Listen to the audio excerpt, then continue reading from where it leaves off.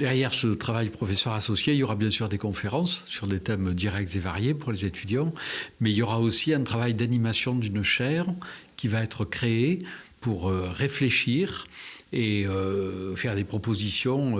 en relation avec la notion d'indépendance stratégique de la France.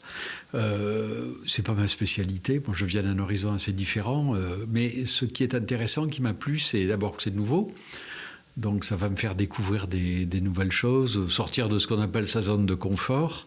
et surtout travailler dans le cadre d'un projet qui est véritablement ancré avec des réalités de terrain, des réalités locales, puisque ce projet s'appuie sur du mécénat. Et doit partir en réalité des préoccupations et des attentes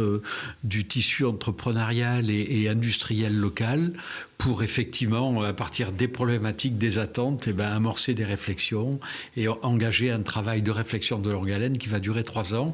et qui s'appuiera à la fois sur les forces vives de l'ICES, mais aussi sur les travaux de doctorants. Eh bien, ces 3 ans de travaux vont permettre de développer des réflexions communes avec des publications, avec des rencontres, donc des colloques, avec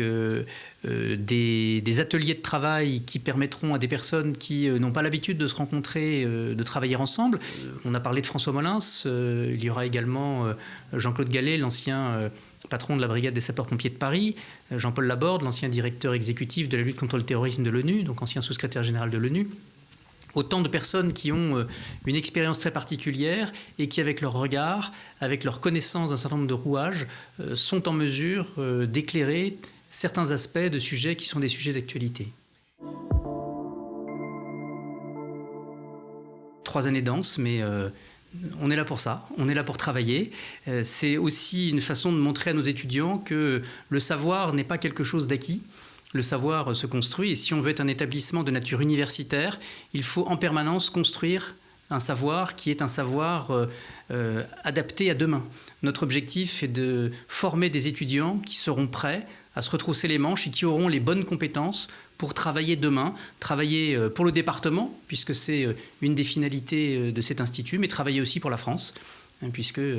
ce département s'inscrit dans une communauté nationale.